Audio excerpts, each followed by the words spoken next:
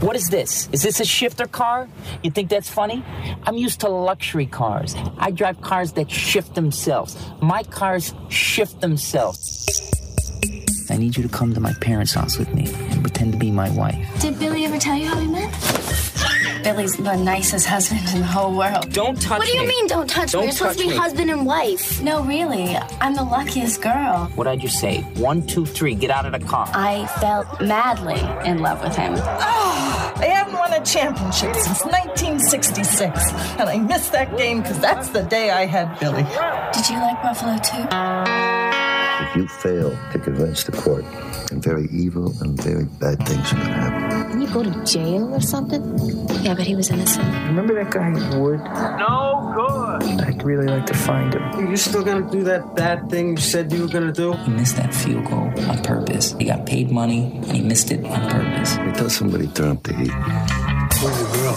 I'm his wife. She's not my wife. What did I just tell you? I'm not looking. I'm just imagining. I picked her up hitchhiking. I'm a free guy, you know, that's not my style. These photos are us in love, spanning time. Just look like you like me. That's it. Can you do that? Come here and give me a hug. Ooh. I know what you're thinking. The story's hard to believe, right? You should have seen him. He was so beautiful.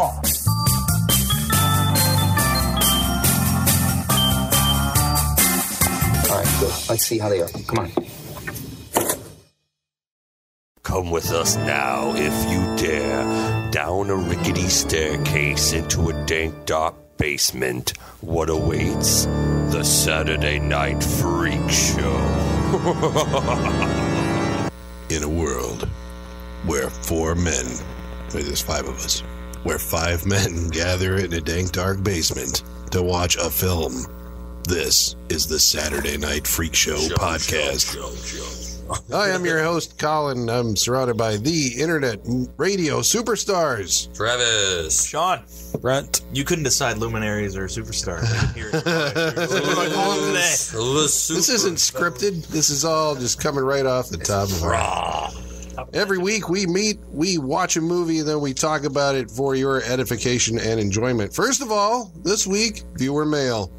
Oh, whoa. From Facebook, we've got a comment from Nick Hammond. Did we screen this? This is for Daughters of Darkness, which would be our last published podcast, not our last recorded podcast, but last published.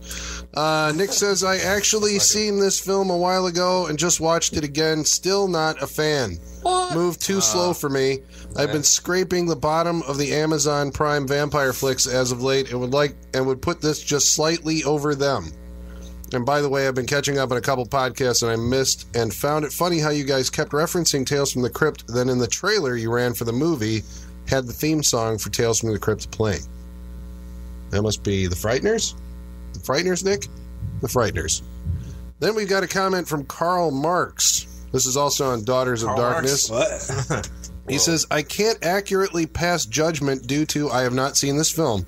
However, based off that description, the plot can't be that deep and developed and instead relies on sexuality to maintain the audience's interest. Well, it's the exact opposite of what the movie was. Yeah, because the idea that they actually don't do anything that sexual is like what completes it, though. They want, I mean, they're getting you to that point, man. They're like, oh, I want them to fuck. Right. And they don't do it. And they don't. I like it. Yeah, you should see the movie, Carl. It's pretty good. Yeah, and then delete your comment. If you like 70s vampire movie, if you like seductive 70s. There you go. And tonight's movie pick was chosen by Brent. Brent, what did we watch tonight? Tonight we watched Buffalo 66. Oh, I'm depressed. From the year? The Ricci.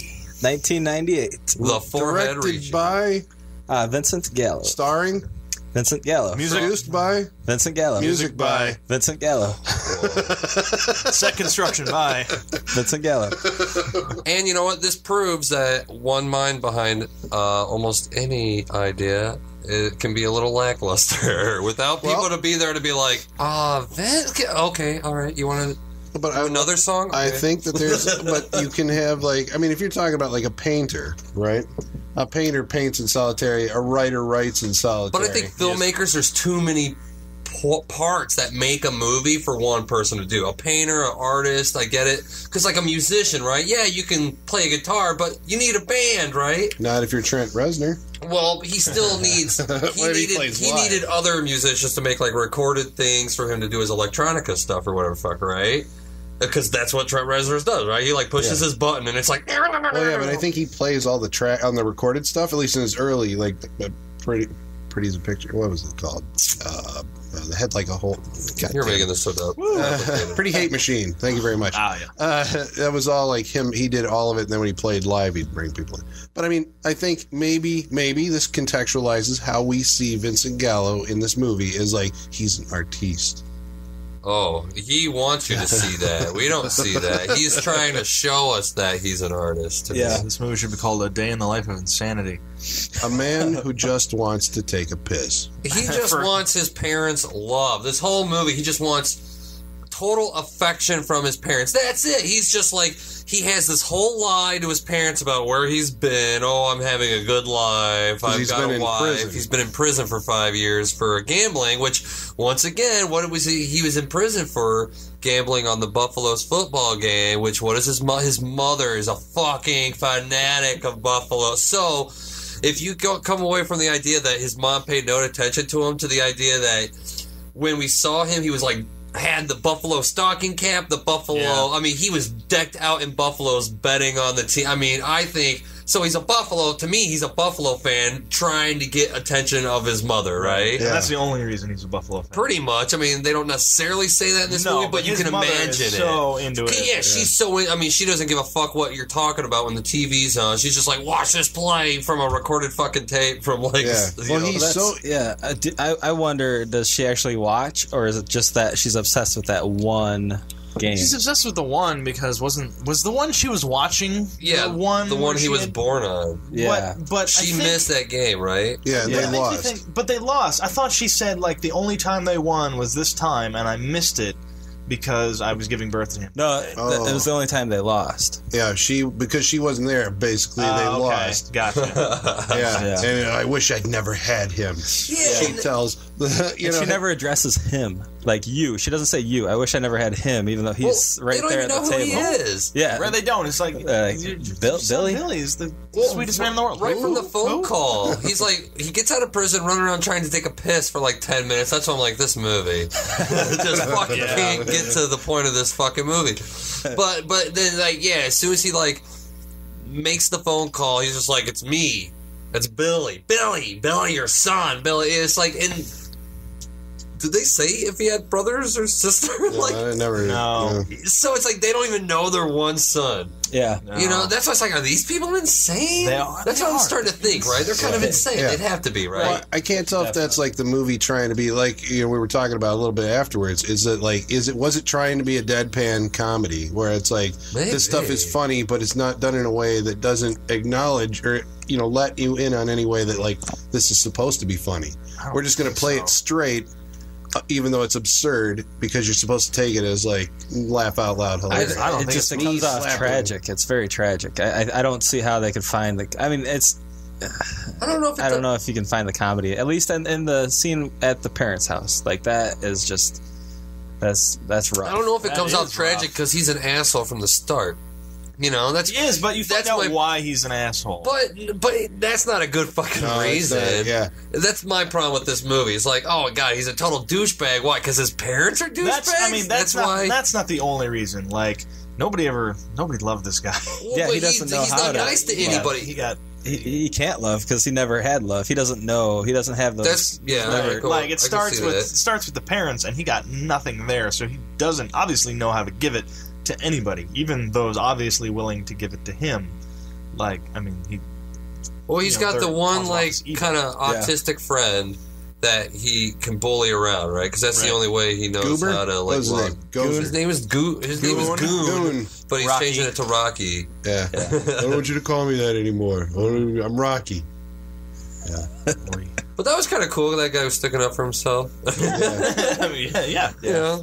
So the plot of this movie finds Vincent Gallo's character getting released from prison for, we find out later, gambling. And then he... Well, I mean, we should explain that too, because it's not for gambling. It's result of not he doesn't have the money to cover the gambling, so he's taking the rap for somebody else's crime to make payment, which I think is cool. I think it's a cool story. That's what kind of pissed me off about that movie. When that happened, I was like, well, that's a fucking interesting story. Yeah. You know, because I mean, you always see that I'll break your thumbs, I'll do. But what about the, like, hey, you got to take some, you know, you got to, like, take the heat for us, or you got to make out some other arrangement besides I break your thumb or take your jacket and your watch or something like that. I thought that was fucking interesting in a depressing, stupid art house movie. As Mickey Rourke plays the bookie. Pre-plastic surgery Mickey Rourke. Yeah, I didn't even recognize him. Because I've never seen Mickey Rourke. Really? You never saw, like, Angel Heart and Johnny? No, I know I've seen... Steiner? What is it? What is the once movie? I know I've seen the Pope of Greenwich Village. Something? That's what reminded. This was like a modern day Pope of Greenwich Village, right? He's the guy that, you know, his stupid buddy was kind of like the yeah. Right? It's always some city guy that's like a jerk off douche that's got like his retarded friend that he like helps out, and then like at some point in time the retarded friend kind of like stands up against like the right, yeah. It's like a modern day Pope of Greenwich Village. I'm casting you as the retarded friend. That was spectacular, sir. What does Eric Roberts keep repeating in Pope of Greenwich Village? Attica. No, I'm sorry. Attica. Somebody took his thumbs, or what was it? Yeah, they took my thumb. Yeah. But yeah. But then he so after prison, he calls his parents, and, you know, he's spun this tale to them. Apparently they don't care anyway. But he spins a tale that, like, I just got off a plane. Yeah, we're here for just a couple hours. Me and my wife. No, she's upstairs sleeping. He doesn't have a wife.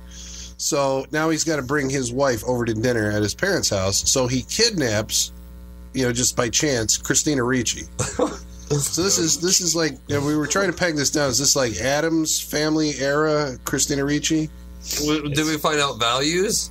Did we find out what values was? It's post. It's got to be values, after. Yeah. No, this is definitely after. Right. I just was wondering. I mean, this is only like maybe 4 or 5 years after. Right. It's not that far after. I mean, if this is. Well, this was in. I gotta say, when Addams Family Values came out, I was like, she's turning into a young woman. Because, well, I was only like 13 or 14. Yeah, I want to make sure people are aware of that I was only 13 or 14 when exactly.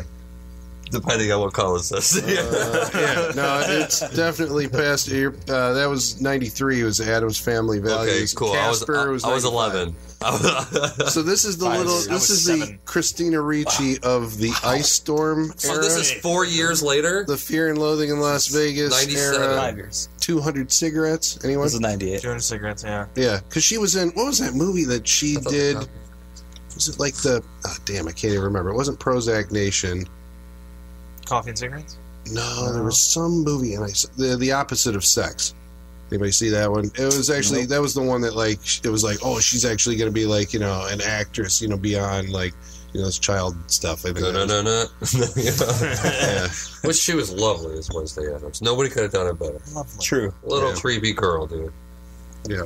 Creepy, kooky. Fantastic. So I don't understand the dynamic between them. I mean, I kind of do. There is none. Well, yeah, because it's like this is, you know, it's one of those like movie fantasy things where, you know, obviously we have a very self-indulgent movie here where, you know, everything revolves around. Did you notice Vincent Gallo's character when he's on the phone in the hallway and she's in the bathroom listening to him? Yeah. She's crying. Was she crying? Yeah, because she knows that he's lying to his mom. She's looking in the mirror crying. Yeah, her eyes are they're all bloodshot. I noticed the glistening. I didn't. She's tearing up for it. Yeah, she's definitely tearing glistening. Because you know, as the film goes on, you guys are saying like, why is she staying with this guy? Why doesn't she just run? She's crazy. She's, you know, she has low self-esteem. But she does have low fucking I think she feels bad for him. She's got nothing else to do.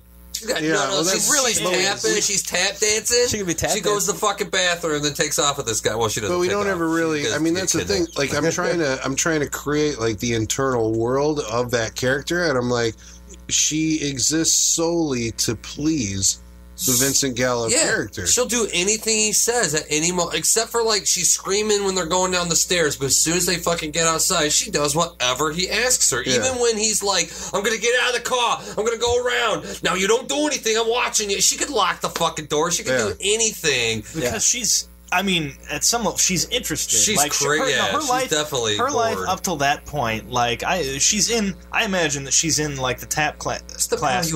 Because she has like. I imagine her sitting in a room, staring at a wall, just going. Yeah. All right, I'll try that. Yeah. Because she's got nothing else. She's a beautiful girl, and she has no friends, has no family. I mean, as far as we know, she's got nothing. She exists in this movie to serve him, which his need is he needs somebody to love him and like him. Well, it's almost like a comedy. So he kidnaps her. He kidnaps her to basically be his audience, and I mean, it's not even like his co-conspirator. It's like it's just be my audience. Love me for who I am, even though I'm going to fucking treat you like I'm a douchebag. And he just continues to be a douchebag. And I'm like, what? And then later on, when she's like, you're the sweetest guy I've ever met, I'm like, I call bullshit on this because that's not genuine at all. She goes along with, she just kind of, goes along, and whatever kind of snags her, she just goes with it. But she was walking along, and she just happened to see a thing for tap dancing, and she's like, they don't tell us that, dude. You're like making that up. That's your own, like, but that's, you're writing the novel. You're writing the Buffalo 66 novel. She knows, she's like a blank slate. She knows nothing about herself or what her likes or dislikes. He tells her what her new name is, right, when he goes to see her parents. Because this is like a very sitcom thing, right? You're going to pretend to be my wife. We're going to go to my parents and just play, That's a fucking sitcom. That's Three's Company. It is, dude. Like, and he's like, your name is Wendy, whatever. Balsam. And then, like, later when they meet Wendy Balsam, she goes, hey, that's my name. She doesn't fucking, like, it's like, what do you mean that's your name? She is a fucking psycho. Yeah. She is, there's something wrong. She is He's creating her persona. She's like a Manson follower. Yeah.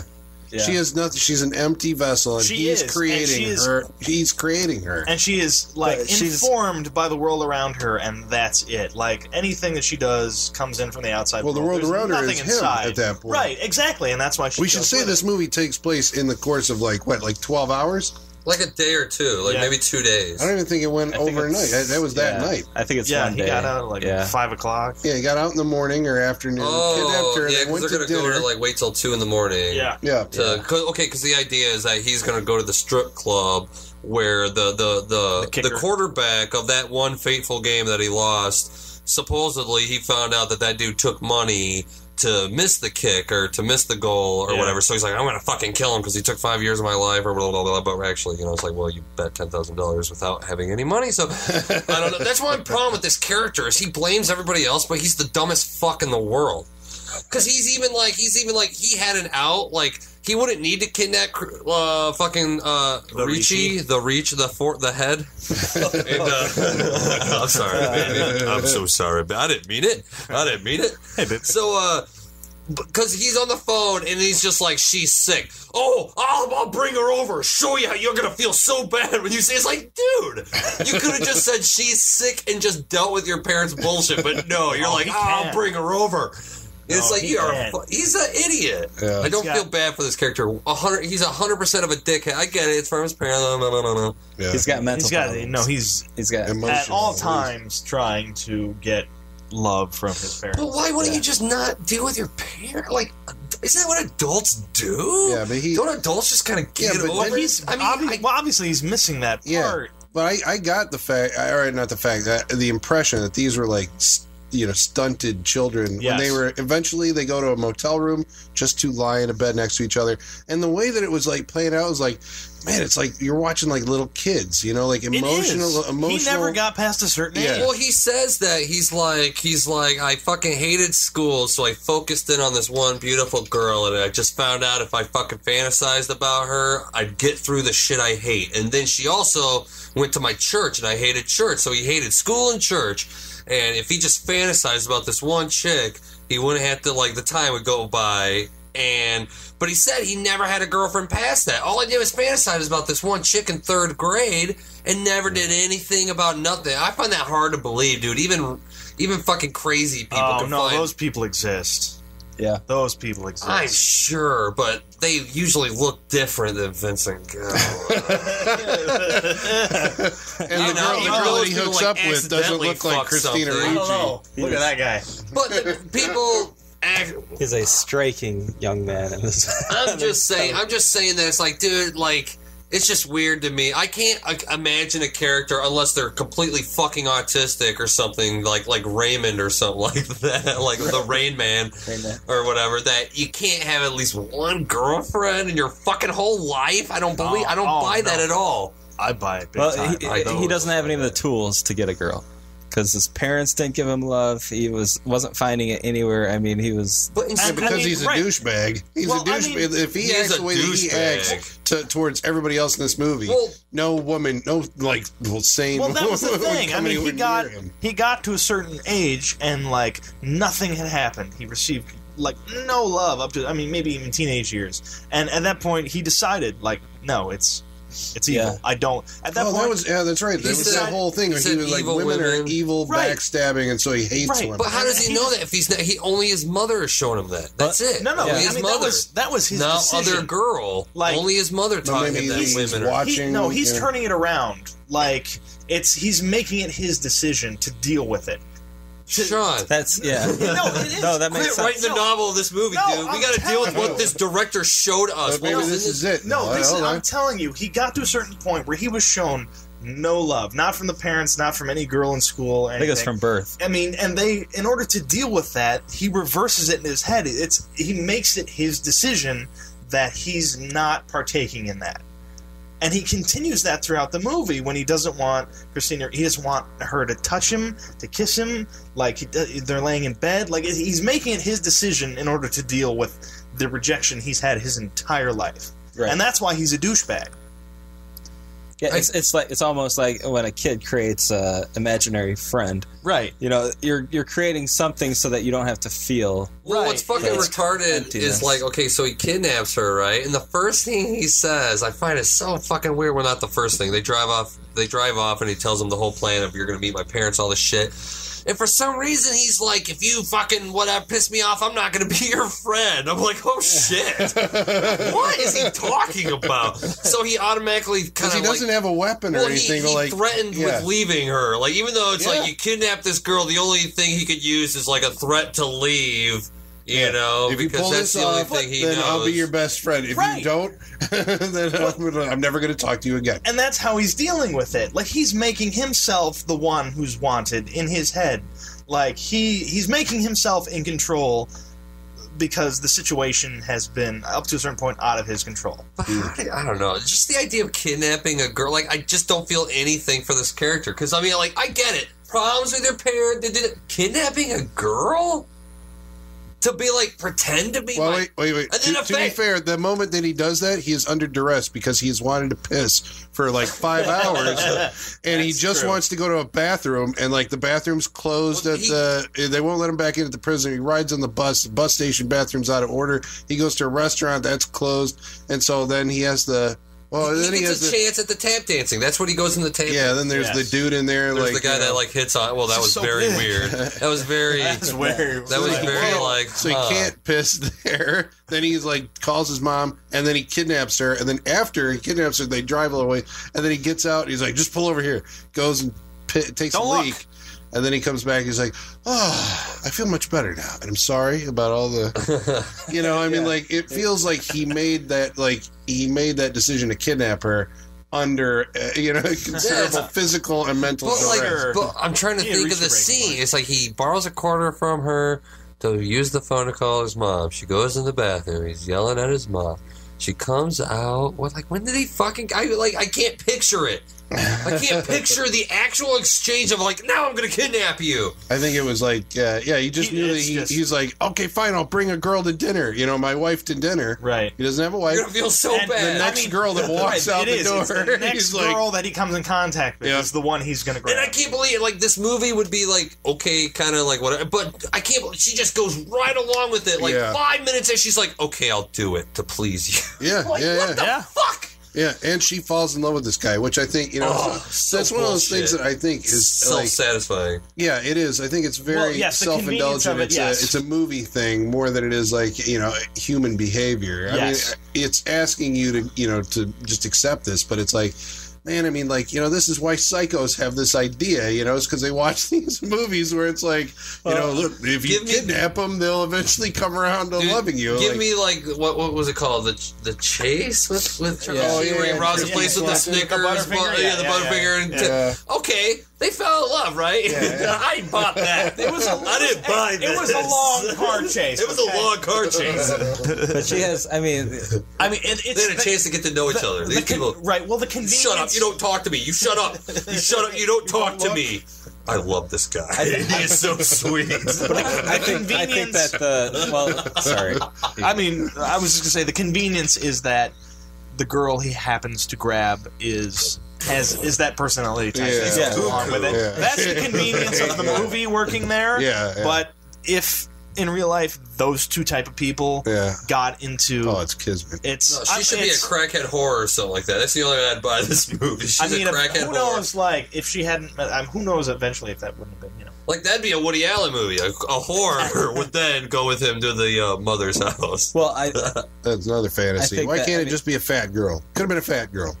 As soon as she shows up at the whole dinner table scene, she's creating this backstory for the both of them that I don't think was out of the blue. I think that this is like some idea that she's had in her mind. She's a dreamer. I'm gonna find this guy. He's gonna work for the CIA. He's gonna do this, and that. And I'm 28. Like she's right away like building these characters that she's had in her head forever. So this guy threatened to kill her. This guy and like she doesn't have any sort of barometer for like taste, and this guy just showed up. Like she's the first girl that he comes into contact with, but he's the first guy that like she sees an opportunity with too. Right? She's this is made up.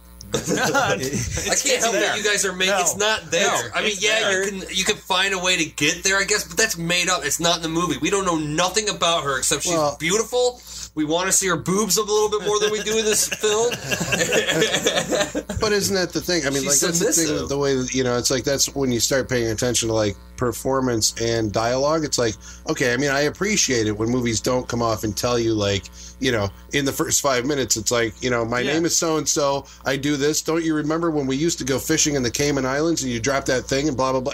And they explain everything. This one doesn't. I'm not saying it does like I see what it's going for. I'm not saying maybe it does it successfully, but I see what it's going for. It's trying to, in its dialogue, you're supposed to be paying attention and listening and trying to figure out who the fuck this girl is. I don't think there's enough there, to be honest with you, but I see where you're constructing something. It's like, okay, the fact that she, is able to sit there at the dinner table and come up with this story. She knew, I think he said that he works for the government. Yeah. So that's where she got the CIA. Yes. But then she's able to sit there and spin this, so it's like, okay, so this is a type of girl who has some kind of inner fantasy life who can, at the drop of a hat, like, rattle off the, that's who she is. Yeah. Yeah. That's about all we really know. But he did say, I will strangle you with my bare hands if you don't have my parents, like, loving... I will bite your cheek. I will shit you out. Yeah, that was a good line. I will bite your cheek and shit you out. That was weird. He said that 2 times. I will bite you. I will bite your cheek. That's like, goddamn. Yeah. Yeah. He's... fucking animal. Yeah. Belonged in there. He's not stable. No, he's not stable. He's not stable. But, let's go back and talk about the ruby slippers.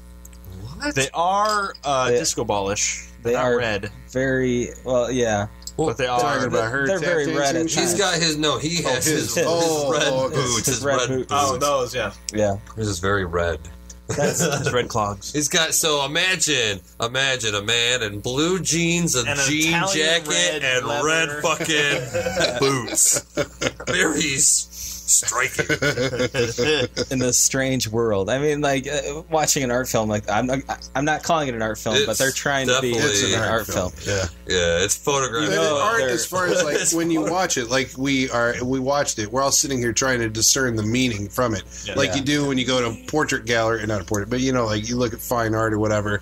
It's the art is in the eye of the beholder. I think that's what they're intending with this movie. Sure. 5 people can look at it and take 5 different. That's my problem. Is I'm a Norman Rockwell fan, where the art is actually in just the fucking picture and what he did and it's created. Because if you try to look for anything and basically, I mean, just like conspiracy theories, if you're looking for meaning, you're gonna find it, right? Yeah. Well, that's what it's asking you. But that is that's a pretty good analogy. That is what it's asking you to do. It's intending for that. Yeah. Because I'm a conspiracy theorist and I know what it's like to be looking for things.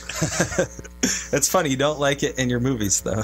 You don't. No, it's just that. No, I just hate it when people, because sometimes there's nothing, right? Sometimes I don't put it past the director to think he's like, oh man, this is gonna be so oh yeah, man. Because he's sitting there going look at all the stuff that I'm laying in here that they're gonna be able to take out. I was actually at one point seriously is this guy because there was when they get to the parents' house, she's like, which house is it? He's like, it's that one over there. And it doesn't cut immediately to the house. It cuts to the roof and a dove or something lands on it. I'm like, is this going to be one of those movies where they keep on because he was on a bus called the Blue Bird. I'm like, is there going to be? But I didn't pay attention to it or I didn't see that go anywhere. But I was at one point, knowing the type of movie that it was, I'm like, is this guy going to be fucking working bird symbolism? Well, before the podcast, I was telling these guys that when he goes bowling, this guy's like a master bowler. That's what he did beforehand, right? He's got all these. What he's good at. He's got a locker full of trophies that his parents don't give a fuck about. But maybe when he took them home, they would have been proud of him. I don't know. Instead of stuffing him in a locker, but we don't know. We don't know if he stuck him in a locker. His parents never showed up. We just don't fucking know. Yeah. And but when they do, he was bowling, and his lane is 13. And 13 symbolizes change. Oh. 13 is change, man. And it's also unlucky. Dun, dun, dun, unlucky. Well, it's 13. Because that's the change. Unlucky guy. 12 is the cycle, 13 is the change, which is usually the new thing, right? The new thing means you die, right? If there's a new thing coming around, that means the old thing is gone. Okay, so then we're talking the at his home. There's the Mr. Jeff Goldblum. Yeah, go ahead. Well, his parents are played by Angelica Houston, which apparently was unrecognizable to some of you. I did not recognize her. I did not. But then again, I've only seen her in makeup as Morticia Adams from that, right? That was her? No. It wasn't Morticia. Yeah, she was Morticia Adams. Yeah, I wasn't saying no to that. With Christina Ricci. Yes. And Ben Gazzara. Ben Gazzara was the father who doesn't want to have anything to do with his son. Ben Gazzara was a deal back in the days of Nick John Cassavetes movies. He did a Woman Under the Influence with Jenna Rollins, and that was this big free-form kind of movie where they just yelled at each other for 2 hours, and it was all kind of improv. But you saw him last in Roadhouse. Oh, that's right. He was the bad guy? He was the bad guy in Roadhouse. He was in Summer of Sam, also after. This was after Roadhouse. I didn't get his story, why he hated his son. Okay, but here was my... Yeah, right. He just had complete indifference. But at one point... You find out that he used to be a singer. That was the best part of the movie. So apparently, I kind of got that, the way he was talking, I was like, yep, then, either I got married or I had a kid and, all that is behind me. And she's like, oh, I'd like to hear some of your stuff. He's like, well, yeah, okay, if you really want to hear it, come on, we'll go find a tape. Then the next scene is he's pulling out a record player, putting it on, and plays this song, and then he starts, which it looks like he is... lip syncing to a spotlight comes on. Definitely. And all of a sudden this movie becomes very surreal and you're what in the holy hell? Which I thought was really fun. Ben Gazzara lip syncing some 1950s it was beautiful crooner to it's a decent song, but it was beautiful. I'm gonna say it was fucking beautiful. Because he's an old sweaty man. No, I just imagine that story. This close to being a wife beater. No, but just imagine that story. Because that is everybody, right? No matter how awesome you're gonna be, one day you're gonna be an old fucking fart, right? Yeah. So that's just awesome. That's I'll pull you aside and show you who I really am underneath this fucking shit, And he's all like, oh, fucking Sinatra crooning shit, Yeah. I just thought that's awesome because that is the point of this movie. Is the idea that these two people are more. They're so self-obsessed in their own shit. This chick loves football. This guy's a singer. Oh, fuck, we had a kid. Yeah, you know, I mean, that's the point. The point is they're so into their own shit. That's why the dude don't even care what his fucking wife is saying. I'm hungry now. Yeah. You know, and she's just watching the fucking football game. Well, she seems oblivious to the fact, too, that, like, he, you know, when Christina Ricci comes, oh, I love my new daughter. Like, the only person that he pays any attention to is her. Because she's a hot young girl. He wants to hug her tits. He just wants to hug her tits. And the wife, she really does. The wife seems completely oblivious that, like, just oblivious. Like, doesn't care one way or the other. Yeah, oblivious. she's retreating into that. Yeah. I mean, she's trying to act like a hoe. I mean, because she's trying to be kind of like, oh, darling, oh, blah, blah, blah, blah, blah, blah, blah. But then she's like, who? Oh, Billy? Who? You know, it's like, what? What are you talking about? I would like to know more about the knife thing.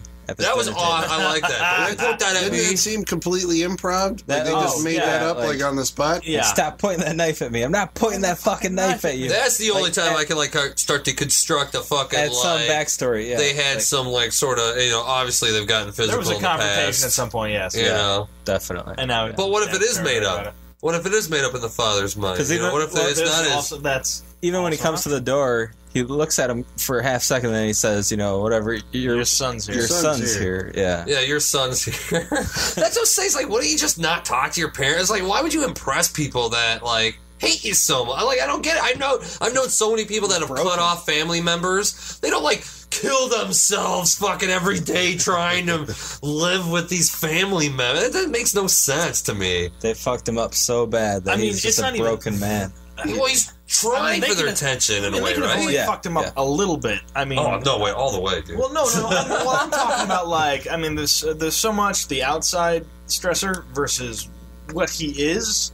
Like, I mean, yeah, they fucked him up, but that's also like him. You know, that's his biology. That's who he is. So, you know, they fucked him up, but some of that part's him as well. Well, I don't know. I mean, we can't get into... I mean, nature versus nurture is way more than we can discuss it in the movie. Like, nature versus nurture goes way beyond... he got love at some point. I don't think he did cut it off. I don't know if he did get any love. This movie doesn't show an ounce of it. Well, the only reason I would say that is because the fact that his mom tells the story when everybody's there about, you know, I missed that game because I gave birth to Billy. Yeah. I should never had him. Yeah. Like, that was right from the start. There was, true. And there is only one picture of that kid. Yeah. There's only one picture of Billy. They're like, find the photo album. So the father gets up, and then she brings over a photo album, and I'm like, okay. But in her photo album, it's all like pictures of her. There's me with O.J. Simpson. Like, what the fuck? And then he's like, oh, yeah, I found that picture. Here you go. Him and his dog. One picture. Yeah, and I'm pretty sure they took the picture of the dog. That's the it's the one at the from the very beginning of the movie. At the very beginning, it shows you the picture. Like, and I'm like, they were going for a picture of the dog, and Billy happened to be in it. Like, I'm pretty sure that's why they have a picture of Billy. But the dad ends up killing the fucking dog. He does. That was awesome. The movie does have an interesting visual style, or like it's just kind of odd. I mean, there was that thing at the beginning where there was like the whole screen becomes like a collage of like his memories. And when he does have like a memory, it like zooms in from the center of the screen. Yeah. It literally comes out of their head. And it's always 4:3 in a 16:9 movie. Right. The memories are always 4:3, which is kind of interesting. Yeah. When he makes a memory later with the photos, the fake photographs, we're having a span. It's showing us over a span of time. Just be there, and we're for a span. And he just kept saying that, but it's in like it's like the iPhone. You hold it vertical. And that's what I'm saying. Why the fuck was he trying to impress him so goddamn much? Because even when he was in prison, he was sending shit every week, so they didn't know he's in prison. Yeah, I mean, the love that's the most important thing in his life. Though was just gaining the acceptance of his parents. Yes. Because they didn't love him. So it's like you figured, like, at some point somebody would, have, like, you emotionally attach yourself to somebody else, some other type of mentor or something. If you don't get that from your parents, and then, that goes either good or bad for a person. But, like, we're talking about a character who never made another attachment. Yeah.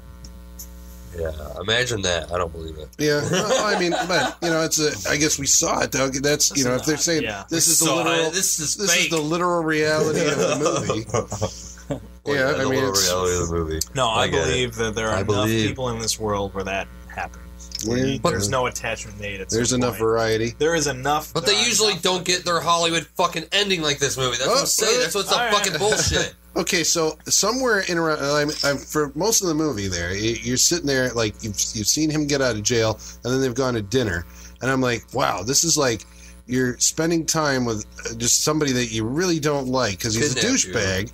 Well, I'm just saying the audience. Because literally, but you share the same position as Christina Ricci, I guess. You know, could be a point that you could be making where, like, he has kidnapped you and taking you to dinner with his parents, and you're sitting there literally at the not literally. Sorry, I hate to use that word. Figurative. But you're figuratively. So your point of view is you're at the table with these people for what seems like a very long time. Like you've been invited to dinner and you cannot leave, and like, oh my God, like these people are just terrible and this is just going on forever. And then another plot point comes up, which is, we already talked about it earlier, it's like that he's going to go kill Scott Woods, the player who threw the game or whatever and ruined his entire life. Now 5 years. So now it's like, this guy's a baby. But if you look at it, because that's the same kick from the game that his mom recorded when she was giving birth to him. So really, they could be saying that this Scott Woods ruined his entire life because it was that one kick. No, but that can't be true. In this film, it can be. I mean, this film, if in an artistic way, I think that's what they're trying to say. And like Sean said when we were watching it, like you wouldn't put it past them.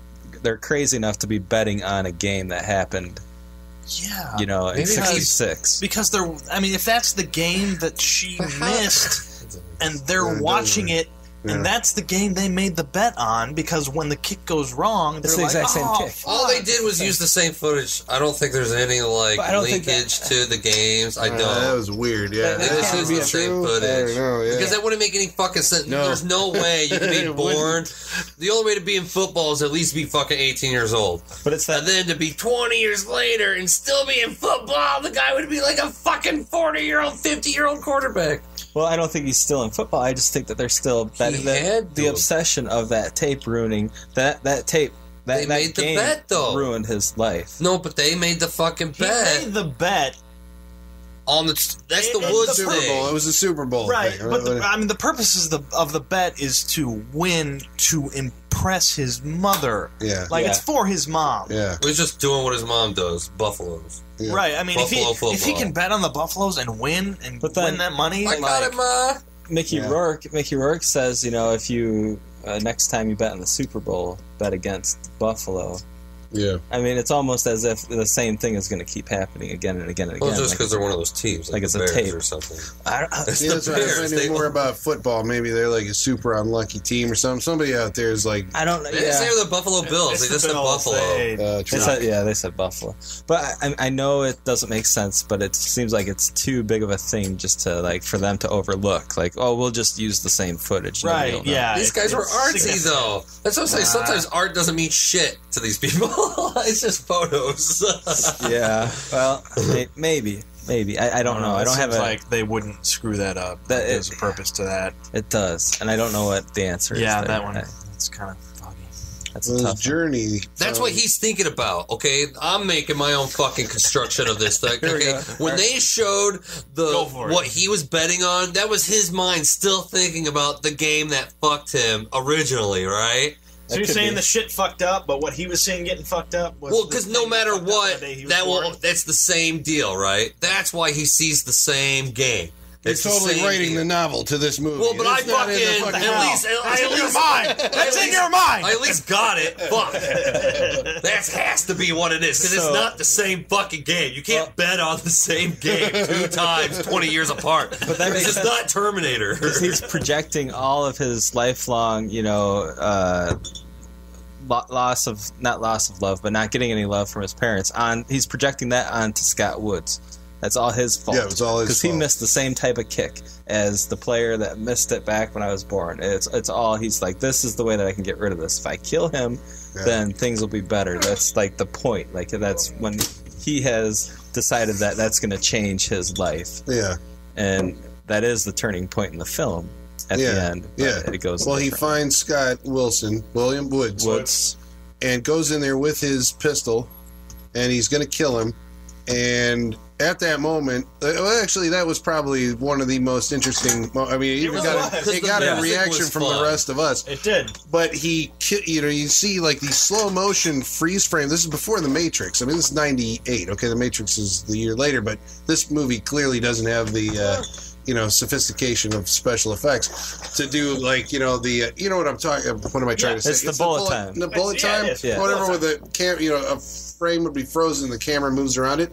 They actually do that here, which is like, oh, look at this shit. Well, that's more like gelatin shit. Yeah, right? yeah. No, it is. Like they are posing. Yeah, posing with blood flying out of their head and objects. Pretty cool, though. It looked it was good. like, huh. I was surprised. Because he shoots Scott Wood in the head, he shoots himself. Yeah. And then you go to his grave. Well, it goes like, it shows like him going down. In multiple poses. Frozen moments. Yeah. And then they go to his grave, and his mom and dad are there. She's just watching at the game. At the grave, she's got the earbuds in, and she's like watching or listening to the something. She's just like, go. Yeah. It's 2 o'clock. And the dad's talking about he wants to get home and eat. He's getting a shake. He wants to something. I'm getting shaky. You hungry? And I'm thinking this is the end of the movie, and then all of a sudden it was like, because I'm like, this guy's going on a suicide kick. He calls Goon and gives away all of his shit from his locker. Yeah, you can get my locker. And he didn't even talk about the bath or nothing. And he left. Right, he leaves Christina. And she's like, Ricci. I love you so much for kidnapping. Please let me take. Can I please take a bath with? Please let me take a bath with you. No. Okay. Don't look. Yeah. I did not buy this character. Winnie the Pooh is more realistic than this guy. But I like that moment that, like, then you realize that this ending that we've just seen is like he was imagining it, and so right there he makes a decision not to kill the guy, and upon making that decision, runs outside, calls his friend back, and he throws the gun away, and he's like, "Oh my god!" It's like and then all of a sudden he becomes like a normal person, like at the drop of a hat. It's like, I got this girl across the street who fucking loves me. I don't need to kill this guy. He's a normal guy, and he actually did like a lot of good stuff for the team. We loved him really up good until that season. Yeah, it was good. Yeah, he just made a mistake and blah blah blah, and it's like all of a sudden you're like, what in the? This is like suddenly he's a sane individual. Yep. And then runs across the street. He goes to buy like donuts and stuff. And I'm like, man, he's gonna get over there, and she's gonna be dead. Yeah, we all she's thought like, because it was all building it up. It's like she's gonna be dead when they get back. At the end of the movie is a freeze frame of them embracing, and I'm like, that kind of felt like a cheat. In a weird way, maybe this guy's self-obsessed because his parents obviously don't fucking care for him whatsoever. But he keeps like calling them and keeps on like, this is what I'm doing, this is what I'm doing, this is what I'm doing, this is what I'm doing, and then this memory he has where it shows his parents. So basically, he thought about what his parents would think about his suicide, and that's what. Yes. But it's like they wouldn't even give a fuck about it. That's why I don't get why that snapped him out. Well, he's self-obsessed or something. Even though he can't see how much they don't give. It's so weird. He's totally self-obsessed. That whole thing because that's when it clicked for me. Like, I had this really when they were in the photo booth. By him producing, directing stuff. Right. Well, in the photo booth, it was, but that was like, it was almost like it was the director talking directly to you, like the director, actor, writer, and the character are all like, just sit here and pretend that you like me. I just want you to like me. Sit here. And we're gonna take these pictures, and you just look like you like me. I need you to look like you like me, or just like me. I'm like, holy fuck, this is like totally the guy who made the movie is like saying this to the audience right now, who's again like that captive audience, like Christina Ricci. Yeah, it was like one of those really weird meta movie moments for me. Yeah. Meta this movie guy moment. is so fucking. This meta movie moment is brought to you by the Saturday Night Gallo. Vincent Gallo is a self-obsessed filmmaker, a narcissist. Let's say. This whole movie is a navel-gazing kind of ego trip in some way. Yeah. Oh yeah. Oh, this is pretentious as fuck, I kind dude. of agree with that. Knowing his movies after this movie. After the movie. Can we wrap it? Well, no, because we got to talk about the Brown Bunny. What? The Brown. Okay, so I don't even know what you're talking about. No. Well, the career of Vincent Gallo goes. That's as far as I know the career of Vincent Gallo. I think. Yeah, I know. Buffalo '66, and then he Brown maybe Bunny. did like a couple other movies, and then he made this movie called The Brown Bunny. The Brown Bunny became a. It played at the Cannes Film Festival, apparently in an unfinished version. Right, the longer cut. Yeah, which Roger Ebert was there, and famously, like during the movie, was so fucking bored out of his goddamn mind about these long shots of a guy. I haven't seen it, so I haven't seen this movie. But Roger Ebert started singing like Nope. I can't remember. Fred Astaire song. I can't remember. And it was like very disrespectful. And then like they got into a war of words, Vincent Gallo and Roger Ebert, where Gallo said like, Roger Ebert's just a fat something something. Ebert said, I may one day not be fat, but you will always be the director of The Brown Bunny. One of the worst movies I've ever seen. And what apparently is that this movie will always be remembered for, it has Chloe Sevigny, is that her name? Yes. Right? She's in it. She used to date Vincent Gallo. She performs oral sex on him for real, like in graphic detail, and swallows. Yes. That's filmmaking, right? In this thing, because do things for real on camera. He has the same, I think, even listening to the story of what Brown Bunny is, again, I haven't seen it, but it's a guy who like wanders around, picks up these women, but doesn't have like a connection with them because he's lost something. He's aching, and he ends up at this motel, and he meets this girl who he knows it was like his ex-girlfriend, and then he has sex with her. At least she gives him a blowjob, and then it turns out that she's actually dead, and that was her ghost. And so so after this, Chloe Sevigny, I think, had some kind of problem with her talent agency dropped her because that's a mainstream actress appearing in a pornographic scene. Yes. So she's had like a rocky career, I think, after it. And Vincent Gallo is basically gone off into performance art or music or something like that. I don't know what the fuck his deal is. I think he was maybe in that Francis Ford Coppola movie Tetro. Anybody? The one between Youth Without Youth and Twixt? You remember the charting the career of the Twixt later was day a Coppola movie? career of Francis Ford Coppola. Wow. Alrighty. But I think that is Val Vincent. Kilmer, yes? Yep. Yeah. I kind of like parts of that movie. I hadn't seen it. All right. It's another. I know there's 4 movies out where it's got the same Val Kilmer picture with him in the long hair and the long So it's very, I didn't see any of those. This is a video camera. I mean, it's very much video. You get that. You do not feel Francis Ford How the Mighty Coppola. Have Like, Fallen. I mean, it really does feel like that. It's like you're just slumming it now, right? But that's basically what I know of Vincent Gallo. He is an artist, a self-obsessed artist, and I think we got like a load of that this evening. Shall we wrap it? I want to quit talking about this. If I'm going to enjoy the rest of my evening, we need to quit talking about this. Did Ebert like Buffalo 66? Or? Oh, wait. Actually, Ebert, there's more about Brown Bunny. He hated Brown Bunny. Vincent Gallo recut it. Yeah. And when he saw it again, Ebert actually gave it a passing grade or a thumbs up. Oh, really? But he did.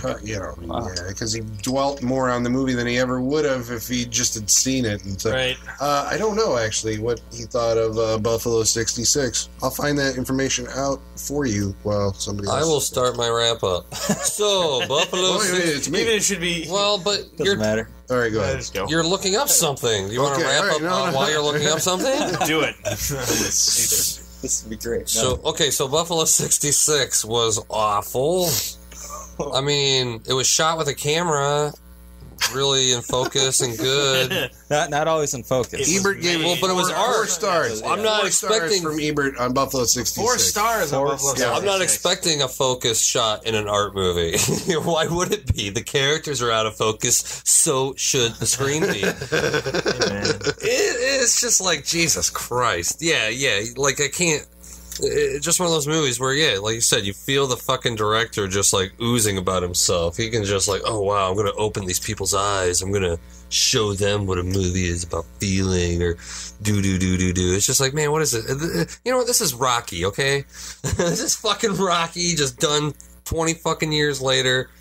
You know, the guy that's like, I just wanted people to like me. Hey, get Adrian and... Whew. All right. Well... At least, come on, look at the stretches you guys were making. I can't say this is Rocky. You guys can say everything about Christina Ricci's character that is not in the movie. So, yeah, it's a piece. It's a fucking piece. I wouldn't wish this on my worst enemy. I'm done with my wrap up. All right. Should I go or you go? You can go ahead if you're ready. Well, it's it's hard to come to a... I didn't really like the movie. So I don't know if I would recommend it, but I can recognize that there are qualities to it that may make a lot of people interested in it. I think, it's it was the self-indulgence, I think, turned me off to it. You know, it's like, Jesus Christ, this is like a really narcissistic movie from this guy. But at the same time, it's like, I'm like, is this like autobiographical in some way? I mean, it feels really raw in some ways, right? I mean, it feels uncomfortably like this guy is just like fucked and like the whole world is against him. And, you know, I mean, I don't know. I but see, again, I didn't like spending time with them. You know, and I mean, that's how I felt. Like it was basically like I was, you know, stuck in a room with him and his obnoxious parents, and like because he was just a fucking douchebag. It's like, man, it's like, yes, I understand that, you know, there are movies where you just kind of like, you know, here are people who are not your friends, who are just people who are in the world, and we're going to watch them through this window for a period of time to kind of learn, you know, human behavior or whatever, some kind of window into a person other than yourself. You know, this is one of those moments. I just didn't like the guy. I couldn't really empathize with him. And, I mean, you can see him. I feel sorry for him. Not really. I mean, he just irritated me. I thought, like, you know, a lot of his own problems were his own making, you know. I thought the ending was a cheat, that it was a happy ending. I appreciated at least that it was a happy ending, because otherwise this would be a fucking, like, really hard, you know, downer. Well, plus, didn't we not even get to see Christina Ricci at the end? I mean, we didn't even get to see, him come back. I know, like, it's nothing. That's why it almost makes me feel, it feels like they went a different way. Like, he went back and she was dead, but they didn't want to do that after, like, you know, like, no, maybe we should change it. They just grabbed a still shot from, like, earlier when they were in bed and, like, you know, hugging, and used that in, like, the end. Yeah, I mean, I don't know. I'm making this up, right? I mean, for all intents and purposes, we know that the movie ends happily for the two of them. So yeah, I don't know. I mean, I'm looking at a Blu-ray here that says it's the 15th anniversary edition. So clearly, this movie has a following and is. I mean, I know. Again, also, I mean, what we didn't really talk about is this movie comes from the '90s era of independent film. I mean, this is from, like, the drugstore cowboy days, right? It's from the Pulp Fiction days. It's from, like, when everybody was, like, doing everything on 16 millimeter, you know, film and going off and making these little character dramas. And so this is, you know, probably the only time that, you know, Gallo would have been able to make this movie was, you know, in the 1990s. Probably, you know? When it was, you know, you had, like, these experimental indie films were, I wouldn't say the mainstream, but, like, there was a lot of attention paid to them. At that period of history. 94? I mean, it's right around that. After Clerks, everybody's like, anything with Harvey Keitel, or like, you know. And it made, you know, the Weinstein Company. I mean, this comes from that era of thought. So it's like we're doing stuff that's important and artistic. I just didn't like it, but, you know, I mean, again, there are people out there who I think would gravitate toward it. So, I mean, I would give it a pass, but I'm not saying that it's necessarily a bad movie. I think it does have merit. It's just not my speed. Merit.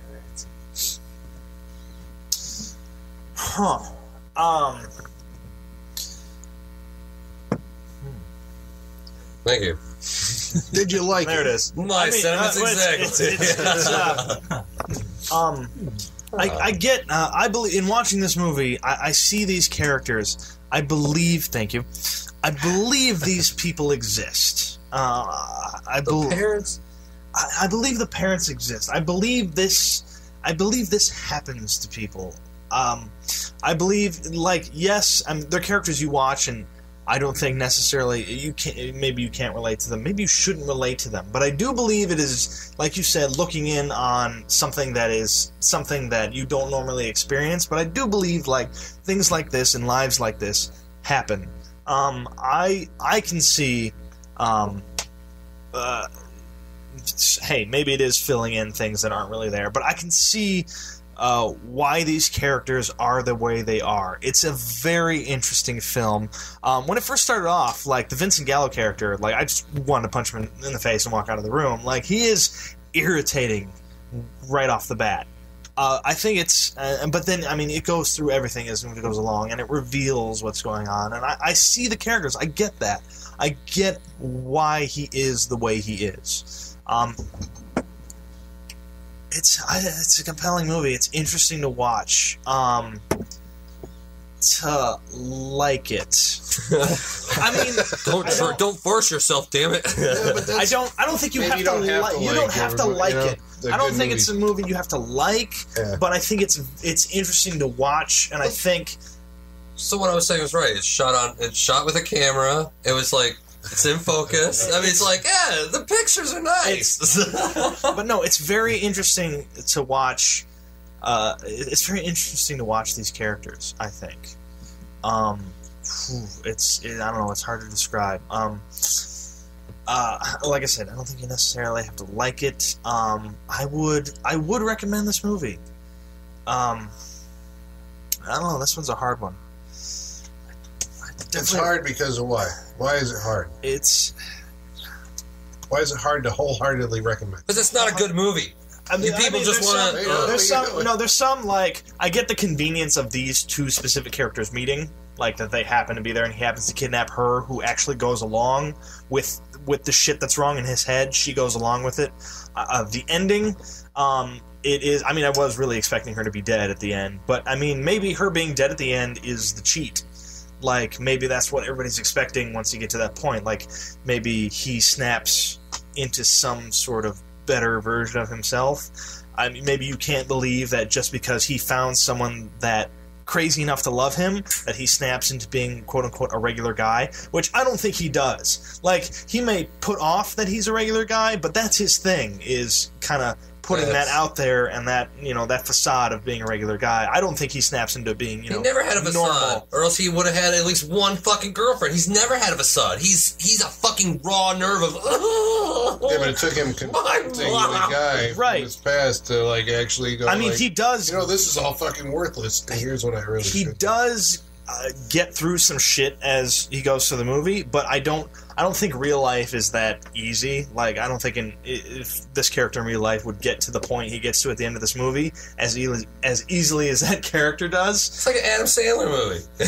No. I also get him to love you in the first fucking half an hour. I don't know. I recommend the movie. I think it's a fascinating watch. I think you can really go into it and come out a couple different ways. You can come out, I mean, what other people have said, but I think I understand what these characters. I do. I see it.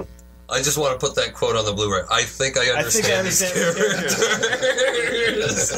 That's fine. I'm sorry. I just thought that was fun. Like, I can see the shit that's wrong with the characters. I can see where it comes from. They're all one-dimensional. And it's interesting to watch. It's very... No way. Oh, yeah, way. No. They all have one emotion. No. They all have one emotion. Are you kidding me? No, He's got like 50 They all have one emotion. He cries. She likes football. He likes to sing. Doesn't like his son. She wants to please him. One emotion. More to that. In your head, yeah. In your head, you've made this anything whole I've movie. said, I don't think I'm making up. I think that other people can draw those conclusions from watching this movie. Right. I recommend it, and I recommend, if you feel that way, or if you feel the opposite way, let us know.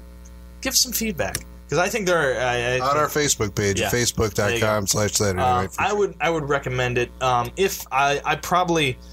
I don't know if I'll ever watch it again, because, what we have... Why does that factor into your reviews? I'm sorry, I'm drunk.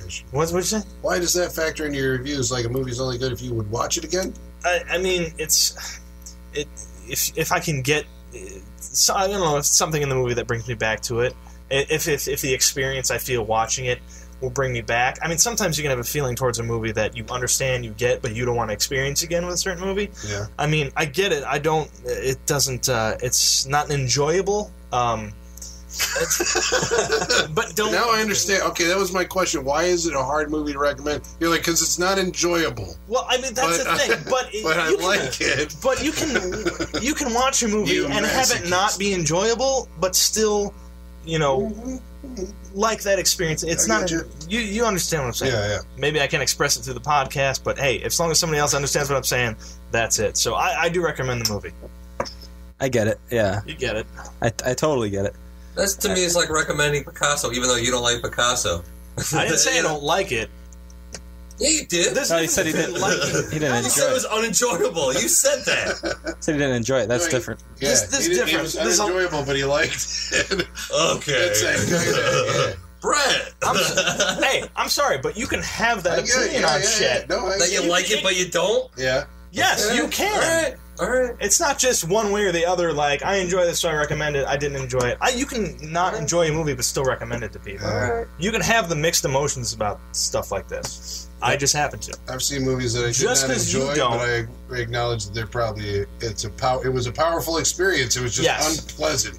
Right. So because other people might think it's art, then you should just say no. A movie can be unpleasant, but you can recommend it to people because it's good. It produces the effect that. But I thought it's your own opinion. I thought we're giving, not just like other people might like it. So I whatever. Well, would you recommend it to somebody? That's your opinion. I would recommend it. But if you didn't like something, why would you recommend it to somebody? That's all I'm trying to find out. Nah, you're going black and white. I'm saying if you didn't like something, why would you recommend it to somebody? I didn't say it. I don't like getting kicked in the balls. Well, you should try it.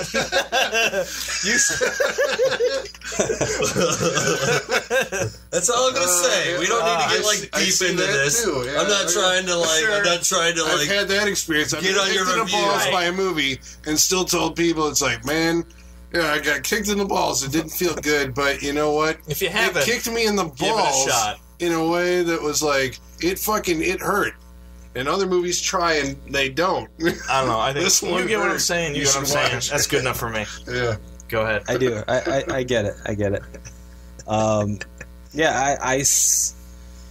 I see this film, I guess, as a love story, really, and I don't know if you guys are going to agree with me on that or not, or if you touched on that, but it's the idea of I think it's Christina Ricci. Her character is one of the, I mean, they're out there, but it's one of the few personality types that they're codependent. You know, I mean, Vincent Gallo, Billy needs Wendy, we'll say, to exist. He needs her. He might not know it yet. Well, I think he does know it deep down, but he's got so many deep emotional. He does need Wendy to exist because I mean he's got his Wendy that he does need to exist, and he assigns it to Christina Ricci's character. Right, like his Wendy does exist, so and he needs someone to fulfill that. Like Travis says, 9 times out of 10 or 99 times out of 100, that girl is going to go running for the hills. Right, but this isn't that story. Call it serendipity, call it fate, call it what you want. That girl is the first girl that he runs into, and I think she is more aware of her role than he is. It takes an entire film for his character to realize that. I mean, at that point, because this is a slow burn. This is a long watch. This is frustrating at times. I mean, that whole dinner table stuff is frustrating. It is, even though it is from a filmmaking point of view, I give him props because he's trying to do something. You know, you get the different setups. Like instead of an establishing shot, well, it is kind of an establishing shot. Right. They'll show the table this way. Then you'll show the table this way. From each character's perspective. From each character's point of view. Right. But then, so that later on you're not disoriented as we spend like a half an hour at this place, I think. And I totally get why he gets frustrated with why these characters would act that way. Like that, I mean, that was my first reaction as well. Like, what? Nobody would fucking do that. But characters would. These two characters in this movie, in this story, they somehow, you know, I think it is fate that they found each other, because and what was the point about? Okay, so Vincent Gallo's character Billy, he has to go to the bar. He has to, or the strip club. He's facing his parents at that point. He's facing his demons, and he is at that moment. That's like when I think that's the first time when he really sees or admits that his parents don't give a shit about him. He's never gonna, even when he's dead, they're not even gonna care about him. You know, there's nothing. There's no way. No matter what he does, he's not going to actually gain their love or appreciation or affection or anything. I mean, he comes from like probably the most the worst home. But I mean, this is a broken home. He had no chance to grow as a human being emotionally whatsoever, and it's through this film is therapy for him. And maybe it is stuff that Vincent Gallo is trying to work out in his real life. I don't know. That it feels like. Could be, yeah. And he's definitely egocentric. Like, it's putting himself in all that. Oh, he is. Yeah, he is, yeah. But I feel sorry for this guy. You know, I mean, it's egocentric, but I think it's also honest. If it is an autobiographical portrayal of Vincent Gallo, I don't know anything about the guy, so I can't say that. But like that point when he meets up with Scott Woods, and he has, you know, that's his entire life of disappointment, or his parents not caring about him. He has the choice: he can shoot him and kill himself, or he can just get past it, move past it all, and go back with Christina Ricci with the Reach. And that's, I mean, at some point he realizes that, you know, at that moment, it's a happily ever after love story. I don't think the ending is a cheat.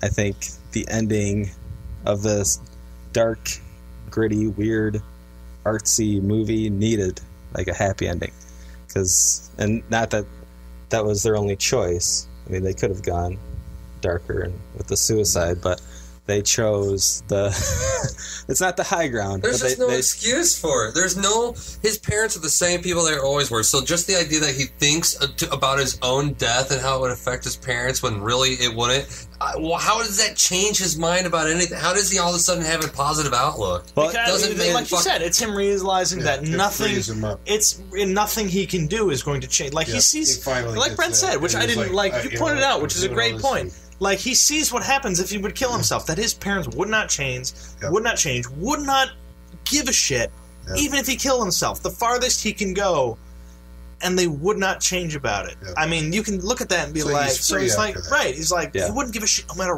what. So what? So, yeah, he's free to go live his life. He now believes in love. He's buying heart cookies for people at the store. You know, I mean, it's a really beautiful ending. There are problems with the film, but that last 20 minutes or so, like, that just like sold it for me. So I definitely recommend it. Check it out if you get a chance. Yeah, that's it. All right, so that's Buffalo 66 on the Saturday Night Freak Show. Next week we're going to goddamn drive-in, watching a horror movie quadruple feature, which we may or may not podcast about. We don't know. The next actual show, because to tantalize, keep them on the edge by the time you're hearing this, the drive-in thing has already happened. So the next podcast that you're going to hear, it's my pick, and I'm picking the fucking deathless 80s heavy metal rock and roll horror movie, Trick or Treat. What are you afraid of? It's only rock and roll. Just in time for Halloween. Ooh, we're getting into Halloween. That's right. So that's next on the Saturday Night Freak Show. And until then, you can find us on all your favorite your favorite podcast aggregators. Where you get aggregators. That's what we're going for. Things, iTunes, Stitcher, and the rest. Your ears, apps with things, and that's it. Sound, and that's it. This is a shifter car. I can't drive a shifter car. Check out Sean Does Manly Things on YouTube. The YouTube sensation. Yeah, it's only on Facebook though. So they never explain why he can't drive a shifter car. By the way.